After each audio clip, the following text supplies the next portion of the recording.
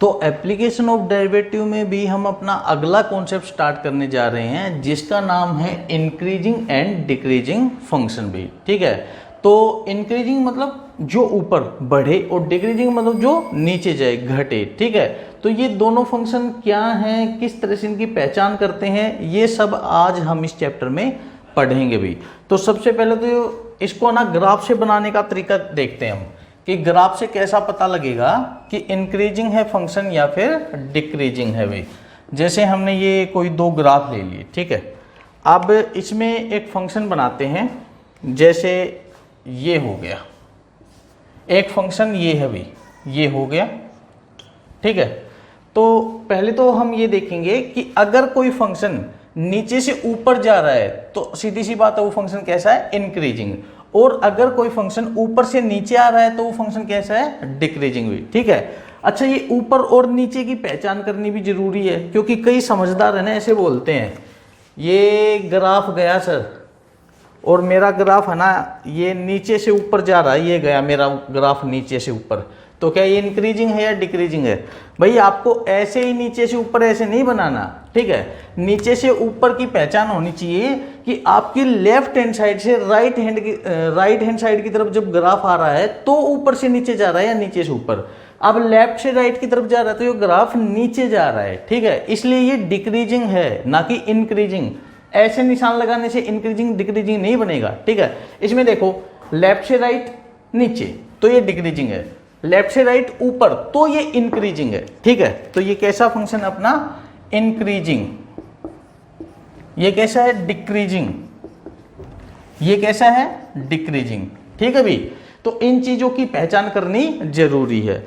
अब दूसरी बात ये आ गई कि एक स्ट्रिक्टली इंक्रीजिंग और स्ट्रिक्टली डिक्रीजिंग भी पढ़ा था, वो क्या चीज है सर? तो देखो भाई वो क्या है,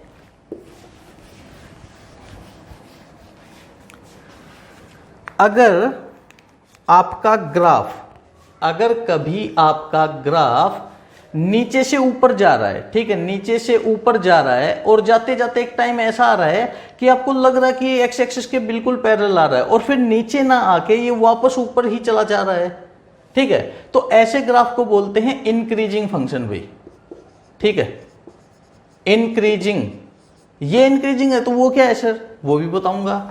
अब एक बार डिक्रीजिंग का और देख लो, जैसे ये नीचे आ रहा है, नीचे आते आते ये फिर इसके पैरेलल सा दिख रहा आपको और फिर नीचे आ गया भी। ठीक है, तो इसको बोलते हैं डिक्रीजिंग फंक्शन भाई। क्लियर, ये इंक्रीजिंग ये डिक्रीजिंग। तो ये क्या है भाई, ये होता है स्ट्रिक्टली इंक्रीजिंग। ठीक है, और ये होता है स्ट्रिक्टली डिक्रीजिंग। कैसे पहचान की है मैंने, देखो ये बिल्कुल सीधा ऊपर जा रहा है, ऐसा हुआ ही नहीं कि ये एक्स एक्सिस के पैरेलल आया, इसलिए ये स्ट्रिक्टली इंक्रीजिंग है। ये बिल्कुल नीचे आ रहा है, ये एक्स एक्सिस के पैरेलल आया ही नहीं तो ये स्ट्रिक्टली डिक्रीजिंग है। ये ऊपर जाते जाते पैरेलल चला गया तो ये इंक्रीजिंग है, ये नीचे आते आते पैरेलल आ गया तो ये डिक्रीजिंग है भाई। इस तरह से इनकी पहचान करते हैं। अब देखो हर एक फंक्शन का हम ग्राफ बना ले ऐसा भी पॉसिबल नहीं है हर जगह पे, क्योंकि अभी अपना 12th का ही स्टैंडर्ड है। ठीक है, तो बिना ग्राफ के कैसे पता करेंगे कि स्ट्रिक्टली इंक्रीजिंग है या डिक्रीजिंग है या खाली इंक्रीजिंग है डिक्रीजिंग है? तो देखो पहले तो हम ये देखते हैं कि आपकी बुक में क्या डेफिनेशन दी गई है। ठीक है भाई, तो आपकी बुक में भी सबसे पहले ये लिखा गया है कि x1 है कोई टर्म, ठीक है, और अगर वो छोटा है x2 से, दूसरा नंबर है कोई x2। ठीक है, अगर x1 छोटा है x2 से, इसके बावजूद अगर आपका f ऑफ x1 और f ऑफ x2 क्या रिजल्ट देते हैं। ठीक है, देखो यहाँ पे हम लोगों को क्या क्या रिजल्ट मिल सकते हैं मैं सारे लिख देता हूँ और सबका रिजल्ट क्या बोलेगा हमें, हम उनके ऊपर फिर फोकस करेंगे भाई। ठीक है, f of x1 f of x2 भी। ठीक है, हो सकता है कि अगर ये छोटा है तो ये भी सच में छोटा ही आ जाए, या फिर ये छोटा और इक्वल भी आ जाए। हो सकता है ये छोटा है x1 लेकिन जब इसको फंक्शन में डालेंगे तो ये उल्टा होके बड़ा आ जाए। समझे या नहीं समझे? मतलब x1 तो छोटा था x2 से, ठीक है, लेकिन f ऑफ x1 बड़ा हो जाए x2 से, या फिर बड़ा और इक्वल हो जाए। मतलब इक्वल में और बड़े में दोनों में अंतर तो समझते हो ना आप लोग। तो देखो भाई, अगर अपना फंक्शन, ठीक है, फंक्शन इसके हिसाब से चल रहा है। हिसाब मतलब x1 छोटा है, x1 छोटा है x2 से और फंक्शन भी x1 का ही छोटा है x2 से, तो इस फंक्शन को हम इंक्रीजिंग बोलते हैं भाई। ठीक है, स्ट्रिक्टली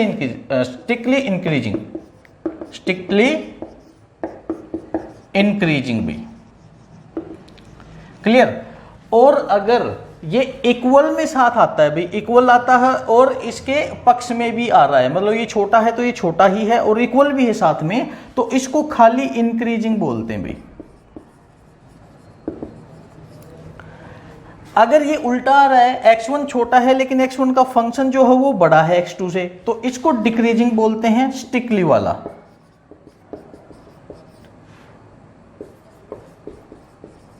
डिक्रीजिंग। ठीक है। और अगर ये इक्वल में भी उल्टा, देखो उल्टा तो आ ही रहा है लेकिन इक्वल भी आ रहा है साथ में, तो इसको खाली डिक्रीजिंग बोलते हैं भाई। तो ऐसे पहचान होती है फंक्शन का इंक्रीजिंग और डिक्रीजिंग की। ठीक है। ये क्या बता दिया सर, समझ में नहीं आया? हाँ भाई, समझ में ये मुझे भी नहीं आया था जब मैं 12th में था। ठीक है। कैसे देखना है, देखो एक बार मैं एक दो एग्जांपल देके बता रहा हूं इस पे। अगर अपने पास है भी कि f of x is equal to, जैसे हमने लिख लिया 2x। ठीक है, छोटे से एग्जांपल से समझ लेंगे। और हम x1 की जगह लेते हैं जैसे 3 एंड x2 की जगह लेते हैं जैसे 5। ठीक है। यहां पे देखो x1 जो है बड़ा है x2 से या छोटा है? अच्छा छोटा है ना, तो हम ऐसे कर लेते हैं x1 जो 3 है वो छोटा है x2 5 से भी। तो अपना f ऑफ x1 क्या होगा? f ऑफ x1 मतलब 3, f ऑफ 3 क्या होगा भाई? f ऑफ 3 आया अपना भाई x की जगह 3 डालते तो 2 इंटू 3 6 आ गया। और f ऑफ x2 मतलब भाई 5, f ऑफ 5 क्या होगा भाई? 2 इंटू 5 10 आ गया। अब ये देखो f ऑफ 3 और f ऑफ 10 और f ऑफ 5 में कौन छोटा है? 6 छोटा है ना 10 से, तो मतलब f ऑफ 3 छोटा है। अब देखो x1 छोटा था x2 से और उसके बावजूद f of x1 f of x2 से छोटा आ गया, तो हाँ ये फंक्शन अपना स्ट्रिक्टली इंक्रीजिंग है भाई, स्ट्रिक्टली इंक्रीजिंग फंक्शन है ये। क्लियर। अगर मैं एक फंक्शन और उठाऊं, जैसे भाई f of x1 is equal to -2x उठा लिया हमने। ठीक है, f ऑफ x, और वही अपना x1 3 और x2 हम 5 लेके चल रहे हैं, तो f ऑफ x1 क्या होगा अपना? f ऑफ, पहले तो ये देखो कौन छोटा है भाई, x1 जो वो छोटा है x2 से। ठीक है। अब ये देखो f ऑफ x1 और f ऑफ x2 क्या होंगे भाई? f ऑफ x1 कितना अपना 3, तो f ऑफ 3 क्या होगा भाई? f ऑफ 3 होगा -2 इंटू 3, तो -6 हो जाएगा, यहां लिख लेते हैं। और f ऑफ x2 क्या है अपना 5 भी, तो f ऑफ 5 क्या होगा अपना? -2 इंटू 5, तो -10 हो जाएगा। अब देखो 6 तो छोटा होता है 10 से, लेकिन जब माइनस लगता है तो ये निशान उल्टा हो जाता है भी, मतलब -10 छोटा होगा 6 से, तो मतलब अब की बार f ऑफ 3 बड़ा हो गया, मतलब f ऑफ x1 बड़ा हो गया। तो ये उल्टा आ गया ना, x1 तो छोटा था x2 से, लेकिन f ऑफ x1 बड़ा आ गया x2 से। तो ऐसे फंक्शन को हम स्ट्रिक्टली डिक्रीजिंग बोलते हैं भाई। क्लियर। तो इस तरह से पहचान होती है अपना फंक्शन स्ट्रिक्टली इंक्रीजिंग है या फिर डिक्रीजिंग है। चलो ये तो होगी बुक की डेफिनेशन। अब हम आगे बढ़ते हैं कि हमें कैसे पढ़ना है इंक्रीजिंग और डिक्रीजिंग फंक्शन को भी, क्योंकि चैप्टर अपना डेरिवेटिव का है और अभी तक जितना पढ़ा उसमें डेरिवेटिव का तो यूज ही नहीं हुआ है, तो डेरिवेटिव तो देखो करना पड़ेगा इसमें, अपना चैप्टर जो डेरिवेटिव का है। तो अभी जो हम तरीका करने जा रहे हैं डेरिवेटिव वाला, उसी को हमें इस कॉन्सेप्ट में यूज करना भी। कैसे करना है देखते हैं। देखो भी, अगर कोई हम लोगों को फंक्शन दे दिया जाता है, ठीक है, कि f of x is equal to something है, और फिर हमें करना होता है उसका डेरिवेटिव। अब जानते हैं f ऑफ x का डेरिवेटिव हम f डैश x से दिखाते हैं। अब f डैश x की है ना अपने पास दो कंडीशन आएंगी भी, ठीक है, या तो ये आएगा नेगेटिव या फिर आएगा ये पॉजिटिव भी। अगर ये नेगेटिव आता है तो हम इसको बोल देंगे स्ट्रिक्टली डिक्रीजिंग भाई, ठीक है, और अगर ये पॉजिटिव आता है तो इसको स्ट्रिक्टली इंक्रीजिंग बोल देंगे भाई।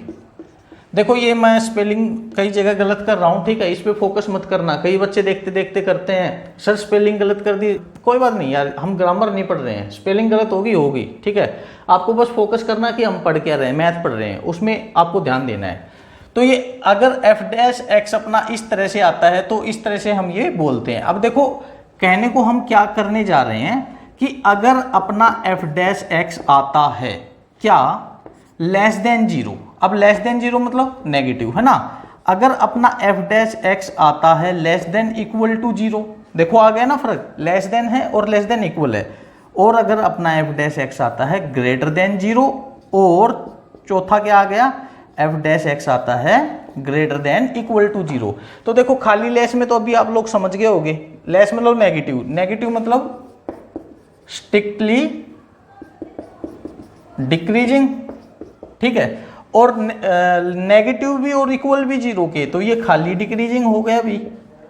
अगर पॉजिटिव तो इंक्रीजिंग हो गया, लेकिन स्ट्रिक्टली वाला है ना इंक्रीजिंग। और अगर ग्रेटर देन और इक्वल आ जाए तो ये खाली इंक्रीजिंग हो गया भाई। तो इस तरह से हम पहचान करते हैं। अब एक दो एग्जाम्पल उठाते हैं। जैसे हमने ये उठा लिया भाई कि f of x is equal to, और हमने बोला ये बोल दिया जैसे 2x स्क्वेयर प्लस 1, चलो स्क्वेयर को छोड़ो अभी, ठीक है, स्क्वेयर पे बाद में आएंगे। एक और उठाते हैं जैसे f of x is equal to 5 minus 9x। इस तरह से ये दो फंक्शन उठा लिए अभी हमने। अब हम करते हैं इनका डेरिवेटिव भी। अगर हम करें F dash x, F dash मतलब डेरिवेटिव, तो 2x का क्या होगा भाई 2 होगा। अब देखो ये जो 2 है क्या ये ग्रेटर देन जीरो है? हाँ भाई 2 ग्रेटर देन जीरो। 2 क्या था अपना एफ डैश एक्स। अगर अपना F dash X greater than zero आ गया तो अपना फंक्शन क्या है भाई, अगर अपना F dash X greater than zero आ जाए तो फंक्शन क्या होगा, स्ट्रिक्टली इंक्रीजिंग भी। तो ये हो गया अपना स्ट्रिक्टली इंक्रीजिंग। क्लियर। अब इसको देखते हैं भाई, एफ डैश एक्स निकालते हैं, 5 का 0 माइनस 9x का 9 भाई, तो 0 माइनस 9, ये तो माइनस 9 हो गया। और हम जानते हैं माइनस 9 0 से छोटा होता है, तो इसका मतलब अपना एफ डैश एक्स क्या आ गया, लेस देन 0। और जब अपना F dash x less than 0 आए तो वो क्या होता है, स्ट्रिक्टली डिक्रीजिंग, है ना। तो ये फंक्शन अपना स्ट्रिक्टली डिक्रीजिंग आ गया भाई। क्लियर। तो इस तरह से हम इजीली इनकी पहचान कर सकते हैं। ये तो बहुत सिंपल से एग्जांपल उठा लिया भाई मैंने, है ना। अब देखो थोड़ी देर पहले मैंने यहाँ पे स्क्वायर लगाया था, फिर बोला था नहीं स्क्वायर का फंडा अभी रहने देते हैं, थोड़ी देर में करेंगे, ठीक है। तो अब स्क्वायर वाले फंडे पे भी चलते हैं कि स्क्वायर वाला फंडा ऐसा क्या था भाई, क्या दिक्कत दे रहा था। और फिर उसके बाद उससे पहले हम ये भी पढ़ेंगे कि क्या कोई ऐसा ही फंक्शन होता है जो ना तो इंक्रीजिंग हो ना डिक्रीजिंग हो।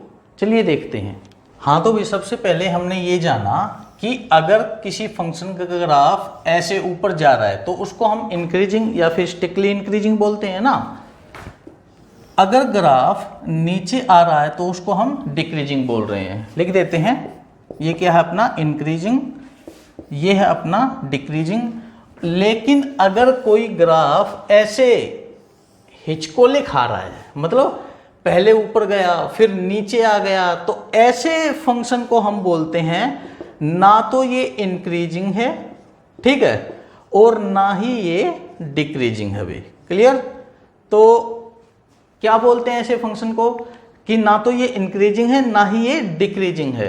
लेकिन इसमें भी एक कंडीशन आती है क्या, जैसे हम ये बोलें कि ये कोई पॉइंट है ए, ये कोई पॉइंट है ए, एक पॉइंट है बी और एक पॉइंट है सी भी।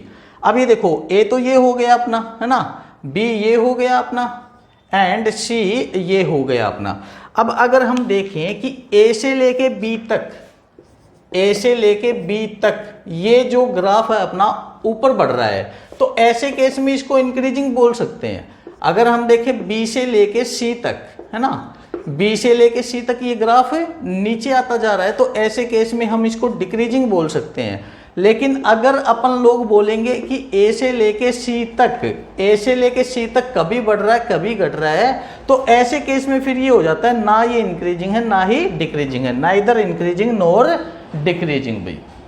अब हम देखते हैं भी वो स्क्वायर वाला फंडा क्या था। जैसे हम ये लिखते हैं कि अपना f of x is equal to, और हमने लिख दिया 2x² - 4, है ना।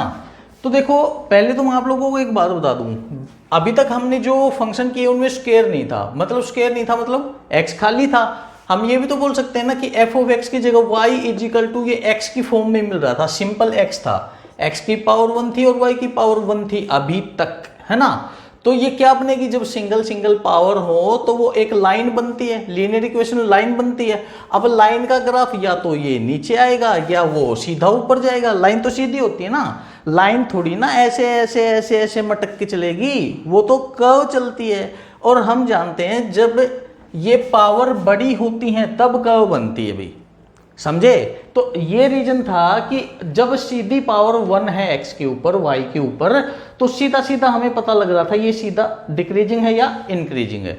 अब देखो अगर स्क्वायर आ जाए तो हमें क्या करना है भाई, पहले तो प्रोसेस वही रहेगा, पहले डेरिवेटिव निकालना है। एफ डैश एक्स ये क्या हो जाएगा, 4x - 4 का 0 हो जाएगा, है ना। तो 4x - 0 भाई, तो हमें एफ डैश एक्स मिल गया, क्या 4x मिल गया, है ना।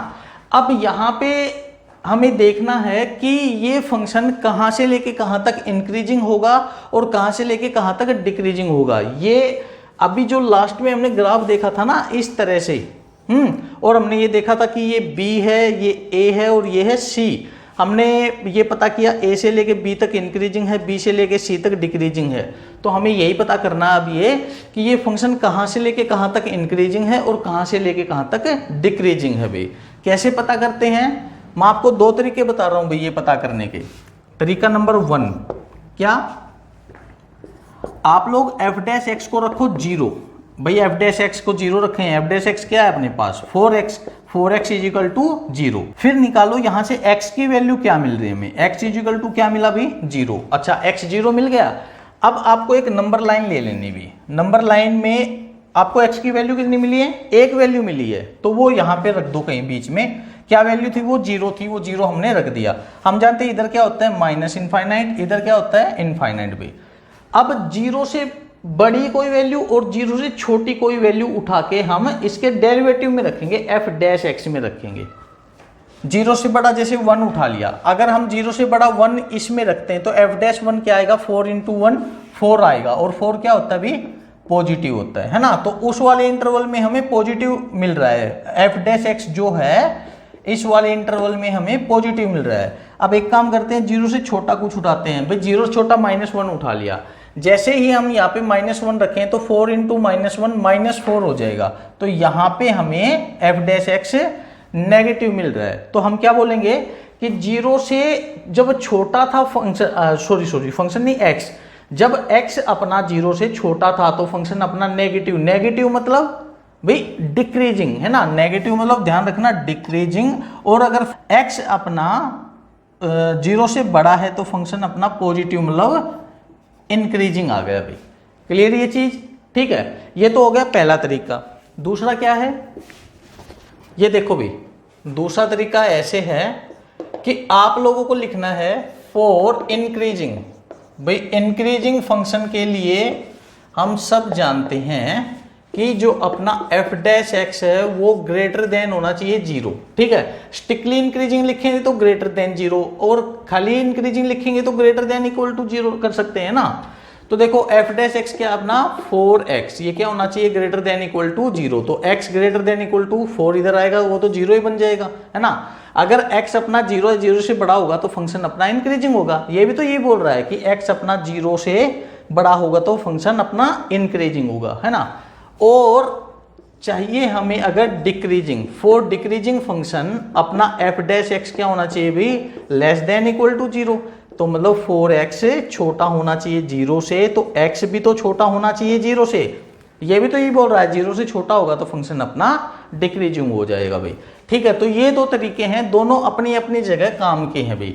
इसको भी आप समझ लो, इसको भी आप समझ लो, दोनों अपनी जगह काम के हैं। अब देखो इसको दिखाना होता है कि इंटरवल में, किस इंटरवल में फंक्शन अपना इंक्रीजिंग है, किस में अपना डिक्रीजिंग है। तो अगर हम इस क्वेश्चन को दिखाएं कि फंक्शन अपना डिक्रीजिंग किस इंटरवल में है, तो देखो माइनस इनफाइनाइट से लेके जीरो तक ये डिक्रीजिंग है, माइनस इनफाइनाइट से लेके जीरो तक। और अगर इंक्रीजिंग पूछा जाए तो ये कहां से कहां है, जीरो से लेके इनफाइनाइट भाई, ठीक है। इस तरह से होता है ये अपना इंटरवल को दिखाने का तरीका भी। तो अब हम एनसीईआरटी की एक्सरसाइज पे चलते हैं भी कि एक्सरसाइज हमें कैसे कैसे क्या क्वेश्चन बोल रही है।